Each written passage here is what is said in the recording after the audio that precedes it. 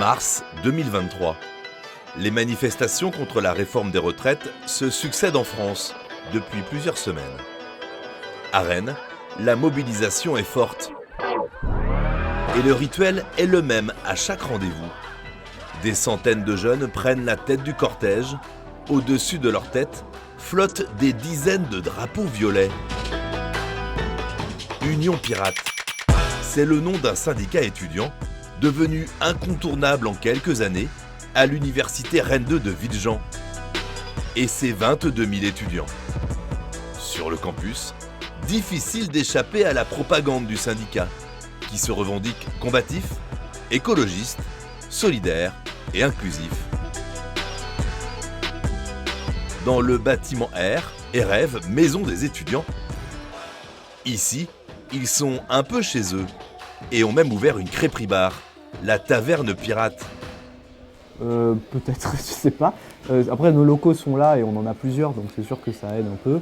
Et je pense qu'une de nos forces principales, c'est qu'on arrive à être vraiment bon en communication et je pense qu'on sait faire des affiches, on sait faire des banderoles, des choses comme ça. Et je pense que c'est aussi le rôle d'un syndicat par ailleurs d'être très présent visuellement parce que c'est aussi ça, on est là pour que les étudiants nous connaissent, sinon on ne sert pas à grand chose. Donc oui, on essaye d'être très présent visuellement. Voilà. Une stratégie qui a vite payé. Depuis sa création en 2020, le syndicat est arrivé en tête à chacune des élections étudiantes. Et même depuis 2015, si l'on prend en compte l'armée de Dumbledore, son ancienne appellation. L'Union Pirate, en tout cas à Rennes 2, incarne ce que j'appelle la radicalité concrète, tu vois. Ça veut dire que d'un côté, un intérêt pour ce qui se passe, pour l'actualité politique locale, mais également nationale. Ça a été le cas l'année dernière où ces militants ont été présents dans les manifestations. Et en même temps, l'Union Pirate prend les élections au sérieux, quoi. Ça veut dire qu'ils cherchent à avoir le maximum d'élus pour ensuite pouvoir faire des propositions dans les conseils centraux et pouvoir peser. En effet, l'Union Pirate occupe 4 des 6 sièges réservés aux étudiants dans le conseil d'administration de la fac. On dit même qu'ils ont le pouvoir de choisir le président de l'université, comme ici, en 2023. En fait, ça va dépendre. En fait, si vous voulez, les sièges des personnels ne sont pas forcément suffisants pour élire le président ou la présidente de l'université.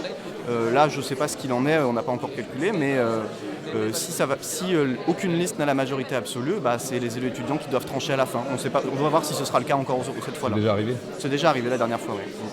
La liste engagée pour Rennes 2 a recueilli 49,18% des suffrages. Monsieur Vincent Gouesset est élu. En mai 2023, Vincent Gouesset a été élu pour 4 ans, nouveau président de Rennes 2, avec les voix de l'Union Pirate. Et jusqu'ici, tout va bien entre le jeune syndicat et le géographe enseignant-chercheur. Cette qualité de relation n'existe pas partout, et notamment dans de nombreuses universités où on a des syndicats parfois plus radicaux qui siègent dans les instances et avec qui l'échange est plus difficile. Voilà. On est toujours en situation de dialogue avec l'Union Pirate comme avec les syndicats étudiants qui sont représentés dans les instances. Moi j'ai vraiment le sentiment qu'on est écouté, ce qui est quand même quelque chose de très plaisant. C'est pas forcément simple au début effectivement parce que c'est quand même une vie, en fait c'est une vraie petite société, hein. Une université c'est une vraie petite démocratie, donc il y a plein d'instances différentes. Le syndicat a obtenu la création d'un budget participatif annuel de 50 000 € pour financer des projets d'aménagement sur le campus, des casiers à code, des jetons gratuits de laverie, un escalier aux marches multicolores, une salle de sieste dans la bibliothèque. En 2024, parmi les idées retenues, plus de prises dans les amphis ou un distributeur de fruits frais. Enfin, je pense que si on regarde l'université il y a 10 ans, on voit tout ce qui a changé. Les distributeurs de protection périodique, ça vient par exemple de ce budget participatif. Beaucoup des mobiliers qu'on voit, les canapés rouges qui sont dans la maison des étudiants, les tables à l'extérieur, c'est beaucoup d'initiatives étudiantes. Bonjour à toutes et à tous. Nous avons le plaisir de vous accueillir au nom de l'ensemble des étudiantes et des étudiants de l'université Rennes 2. Juliette et Nathan sont vice-présidents de la vie étudiante à Rennes 2 et siègent dans le bureau de direction de l'université, une exception rennaise. Une nouvelle fois, on vous souhaite une bonne rentrée et bienvenue à Rennes 2. Et du coup, faire avancer les projets, et c'est ça aussi qui nous importe. Avec la fac et le bureau, on est en train de travailler sur la mise en place d'un congé menstruel, donc pour les personnes menstruées justement qui ont des règles parfois trop douloureuses et qui ne peuvent pas se permettre d'aller en cours sur certains jours et qui vont pour autant parfois être pénalisées parce qu'elles ne sont pas venues alors même qu'elles sont clouées au fond de leur lit. On n'a pas encore la date de quand, mais c'est prévu et ce sera fait. Et voilà, et Lyon Pirate, on est là aussi pour porter des mesures qui luttent justement contre ces inégalités-là. Paris, février 2024. Le syndicat majoritaire de Rennes 2 a affrété un bus et proposé une journée gratuite de visite pour une cinquantaine d'étudiants. Quand on est étudiant, on n'a pas forcément l'occasion de voyager comme ça assez facilement. Puis là, du coup, c'était l'occasion en fait. Aujourd'hui, on avait prévu d'aller visiter la Tour Eiffel, ils sont en grève, donc c'est pas grave, mais on va aller au Panthéon, on va aller à l'Assemblée.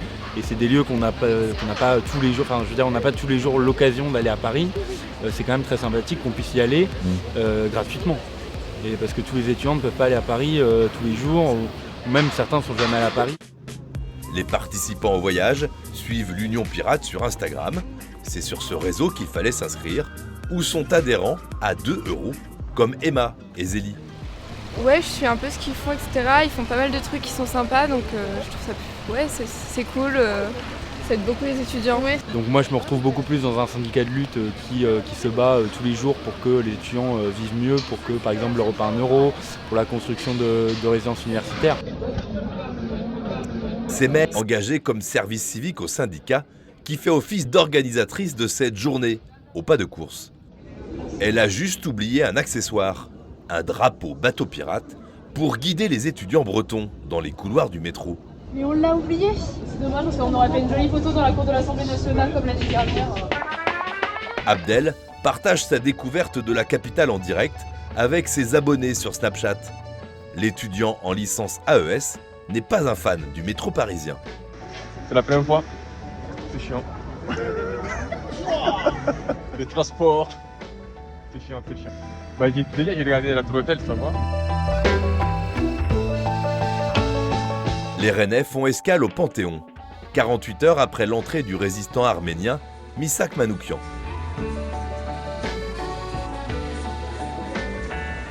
Une visite émouvante et formatrice pour Yeltas, en 3e année d'histoire, très investi dans l'Union Pirate, élu au Crous et militant jeune insoumis. Évidemment, il y a le tombeau de Jean Jaurès qui est pour moi quelque chose de fabuleux. Enfin, c'est un pilier théorique de la France socialiste. Jean Moulin aussi, comme Misak Manoukian, un grand résistant, un grand héros. Et en fait, c'est des parcours comme ça, comme ont eu en fait toutes ces personnes-là qui nous inspirent. La journée parisienne des étudiants de Rennes 2 se poursuit à l'Assemblée nationale. Gwénolé Bourré, leur guide, a longtemps fait partie du noyau dur de l'Union Pirate. Je ne suis plus étudiant, donc j'ai plus mon adhésion, mais ça reste le syndicat de cœur. Non, maintenant je suis dans un syndicat professionnel. On va y aller ? Gwénolé, 25 ans, est aujourd'hui attaché parlementaire du Benjamin de l'Assemblée nationale, Louis Boyard, de la France insoumise. Moi je pense que c'est aujourd'hui l'endroit le plus vivant à l'Assemblée nationale, en tout cas quand le mardi et le mercredi quand il y a des questions au gouvernement. Le groupe Union Pirate déambule sous les lustres du Palais Bourbon. Guidé par l'ancien étudiant en master communication publique et politique, qui ne regrette pas ses intenses années d'engagement syndical.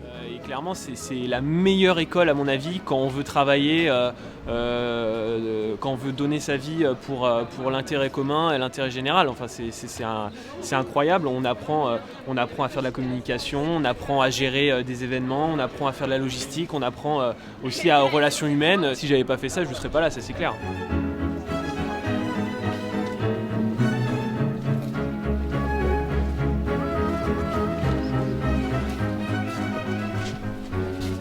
Dans l'hémicycle, Gauthier, qui alimente le compte Instagram de l'Union Pirate, ok, vas-y, faites-vous comme ça.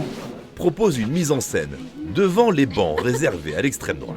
Qu'est-ce que je peux mettre comme petit message politique, comme c'est l'objectif ? Le syndicat étudiant privilégie le réseau Instagram pour sa communication. On a 17 500 abonnés. C'est même, je crois, le plus gros compte de syndicats étudiants en France. Et du coup, on a une grosse portée, justement, en fait. On pourrait penser que non, mais genre, même cette petite story, elle a une grosse portée. T'es à ton prime time, Théo, alors là. Regarde. T'es à ton prime time. L'objectif de stratégie de communication de L'Union Pirate, c'est d'intéresser en ayant un message politique assez léger, mais qui politise les gens de manière à que, en fait, derrière, ils puissent avoir un raisonnement et réfléchir. Justement, ce soir, à Rennes 2, c'est meeting politique, ou plutôt conférence. La retraite à 60 ans. On s'est battu pour la gagner, on se battra pour la garder. L'Union Pirate a invité la femme de ménage devenue députée insoumise, Rachel Keke, et la médiatique écologiste féministe, Sandrine Rousseau. Fabien Caillé, cofondateur du syndicat, chauffe la salle. C'est pas possible de voir des centaines d'étudiants faire la queue aux distributions alimentaires à Rennes 2. Il revient sur le vote de l'Assemblée nationale qui a rejeté la proposition de loi du repas à 1 € pour tous les étudiants dans les restaurants universitaires. Là, j'ai vu tout à l'heure les jeunes étudiants faire la queue pour pouvoir prendre de la nourriture. La jeunesse appartient, le monde appartient à la jeunesse, l'avenir appartient à la jeunesse. Donc c'est le moment de s'occuper que de les laisser dans la précarité, dans la pauvreté, et puis vont subir ce système qui ne va pas du tout. La plupart des adhérents actifs et des membres les plus motivés de l'Union Pirate militent aussi dans des partis politiques de gauche. Je suis initialement militante politique plutôt, donc aussi aux Jeunes Insoumis comme Nathan.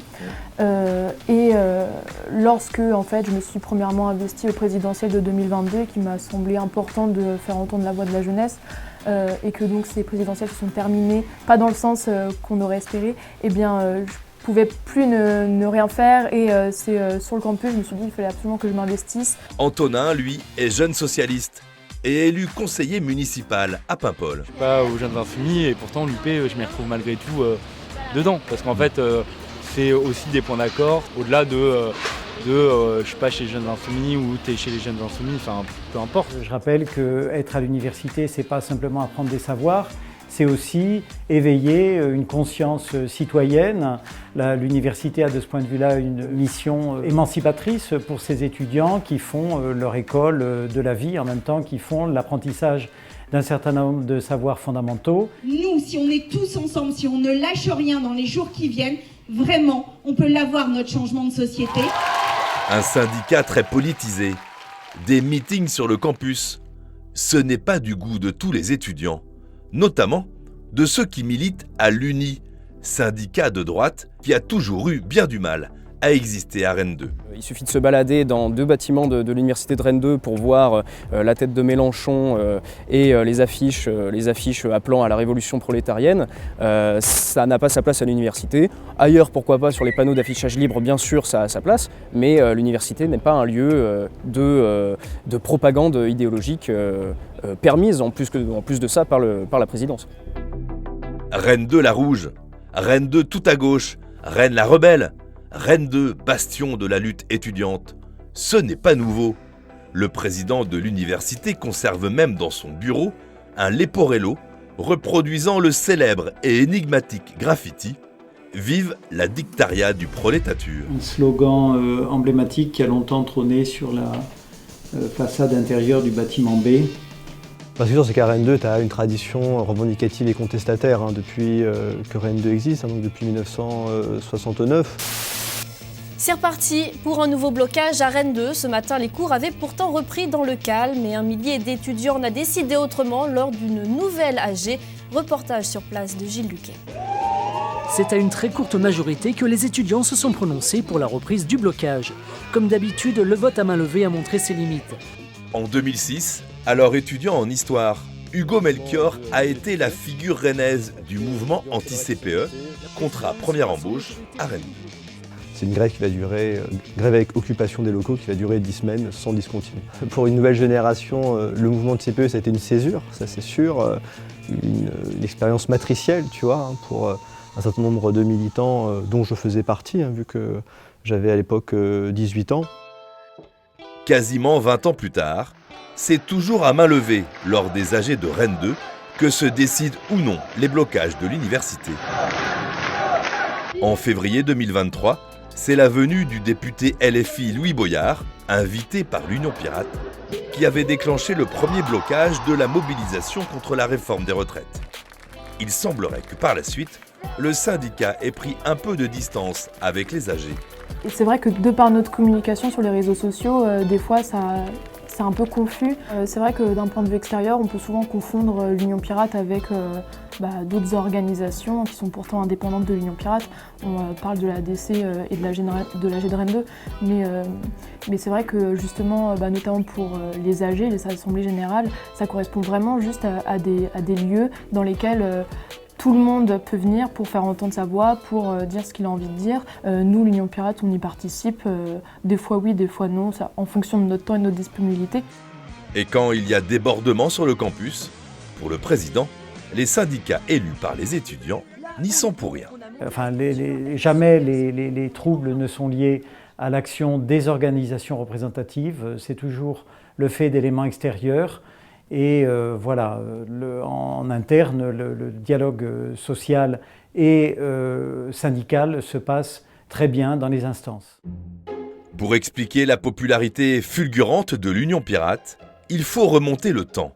Au début des années 2000, à Rennes 2, l'UNEF, le syndicat proche du PS, est à son zénith, jusqu'en 2010. Alors ça ne va pas se faire en 1 ou 2 années, mais voilà, l'UNEF va commencer à s'affaiblir, surtout après 2012, 2013, et on va se retrouver en 2016 dans une situation où à Rennes, en tout cas, l'UNEF n'existe plus. Il y a une place vide, hein, tu vois, qui doit être occupée. Et elle va être occupée par une organisation qui voit le jour 1 an auparavant, en 2015, en l'occurrence l'armée de Dumbledore. Dans la saga Harry Potter, l'armée de Dumbledore, c'est l'association de défense contre les forces du mal. C'est sous ce nom que des étudiants en histoire se présentent donc aux élections de Rennes 2 en 2016. Au départ, on pense même que c'est une sorte de candidature à la Coluche, hein. C'est comme ça que ça avait été même, je crois, présenté. Ils arrivent à superformer, quoi. Lors de ces premières élections. Ce coup électoral remarquable, ça ne va pas être une fois, hein, ça va être répété. La bonne blague vire au triomphe quelques années plus tard, et un mariage raté avec un autre syndicat solidaire étudiant, les jeunes syndicalistes rennais souhaitent muter la structure et changer de nom quelques mois avant la pandémie. 4 ans de vie sur Harry Potter alors que la saga n'existait plus, bon, à un moment ça s'est passé de mode. Les gens en avaient un peu marre, c'était toujours un peu les mêmes gimmicks. On a décidé de créer à plusieurs. Du coup, moi je me rappelle, j'étais là lors de la création de l'Union Pirate. Ça s'est fait dans mon appartement d'ailleurs. Et du coup, l'Union Pirate, ça a permis de faire autre chose. Du coup, là, cette année, on a de la communication sur Shrek, sur les rats, sur la famille pirate. Et du coup, à chaque fois, on peut étendre ça à d'autres choses, quoi. Un changement d'identité qui a fait évoluer la forme, mais aussi le fond, l'action. Effectivement, et puis on a aussi muté dans un vrai syndicalisme où on est dans la lutte à la fois dans la rue mais aussi dans les conseils. Au final, ça a pris plus d'ampleur, mais aussi du fait de la pandémie. Et que le Covid a vraiment transformé notre manière de militer, nos activités, notre rapport à l'action concrète, etc. Plus ça allait, en fait, plus on a mis en place des choses, des distributions de protection périodique, des distributions alimentaires, du fait de la pandémie et du fait de la précarité étudiante qui devenait un sujet à ce moment-là.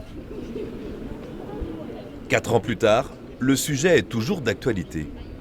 2 fois par mois, des centaines d'étudiants font la queue pour la distribution alimentaire de l'Union Pirate. Il y a toujours du monde comme ça 1 heure avant ? Toujours, c'est pas fini parce que du coup là il y a pas mal de monde qui est en cours, qui finit à 15h45 et donc qui va venir après les cours. Et nous on est là jusqu'à 18h du coup et jusqu'à 18h il y a toujours du monde. Pendant le Covid en fait on a mis du temps à se lancer et de distribution à distribution on avait de plus en plus de monde. Là on a eu une explosion de ces files d'attente parce que je pense qu'il y avait vraiment un besoin. Je rappelle qu'on a un public un peu plus vulnérable à Rennes 2 qu'ailleurs en France, avec un taux de boursiers autour de 40%, hein, qui est très élevé. Et du coup, en fait, on voit que ça a mis énormément en lumière la question de la précarité étudiante. Nous, on savait que ça existait, mais là, ça le rendait très concret aux yeux, notamment de l'extérieur. Pour Zoé et Adèle, cette distribution en milieu de mois tombe à point nommé.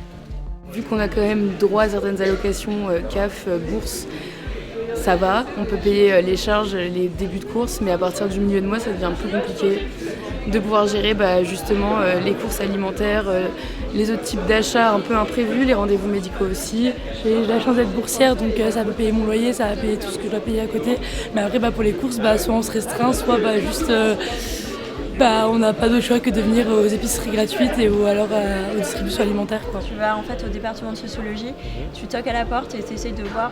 Des bénévoles expérimentés de l'Union Pirate proposent aussi d'aider et d'aiguiller les étudiants de la fac confrontés à des soucis ou des problèmes administratifs. Le problème, c'est que l'université, c'est quand même une grosse machinerie avec beaucoup en fait de services et qu'on connaît vraiment pas tout et on a du mal à différencier en fait le corps enseignant et le corps des personnels administratifs qui gèrent plus les procédures d'inscription. Donc du coup, c'est un peu un labyrinthe et du coup, justement, on est là pour les aider en fait à s'orienter au mieux. Née à Rennes, l'Union Pirate essaime et cartonne dans d'autres universités. À Rennes 1, mais aussi à Brest, Lorient, Saint-Brieuc, et part aussi à l'abordage des lycées, séduits par l'esprit et la communication du syndicat violet. C'est tout bête, mais c'est ce côté où on a, par exemple, il y a des stickers, des drapeaux, des trucs qui sont très jolis, et en fait, tout simplement, les gens qui peuvent être par contre intéressés par ces trucs-là, vont voir, ils vont dire putain, les stickers ils sont trop cool et tout. Et l'important, c'est pas comment les gens viennent, c'est que les gens soient là dans la lutte. À Fougères, Théodore, 15 ans, en seconde, a créé une branche Union Pirate au sein de son lycée Jean Guéhenno. C'est que nous, Fougères, on est un territoire très rural et je pense que ce qu'il faut, c'est remotiver un petit peu les jeunesses à Fougères. Et je pense qu'à travers l'Union Pirate, ça peut être aussi un moyen pour certains de peut-être se découvrir une envie d'engagement. Les syndicalistes de Rennes 2 ont soutenu et conseillé Théodore dans sa démarche. C'est un syndicat donc, qui a des valeurs intéressantes, proches des nôtres, notamment sur le féministe, écologiste, pour plus d'égalité entre les différents membres de la société, je pense. Moi, je suis engagé parce que mes parents sont agriculteurs, ils veulent que leur métier ait du sens. Et moi, à travers ces valeurs-là, j'ai vraiment envie de véhiculer des choses pour tenter de faire avancer le monde au moins à notre échelle. La relève de militants flibustiers semble donc assurée pour le syndicat majoritaire de Rennes 2, qui soufflera ses 10 bougies en 2025. Aujourd'hui, 10 ans après, donc ce qui était l'Armène Dumbledore, qui est devenu entre-temps l'Union Pirate, a un vrai bilan qu'on peut critiquer, mais en moins, ils peuvent dire voilà, en 10 ans, peut-être que l'année prochaine, quand ils fêteront leurs 10 années, ils pourront dire voilà, en 10 ans, voilà ce qu'on a obtenu, voilà ce qu'on a réussi à mettre en place pour les étudiants et les étudiantes à l'échelle de Rennes 2.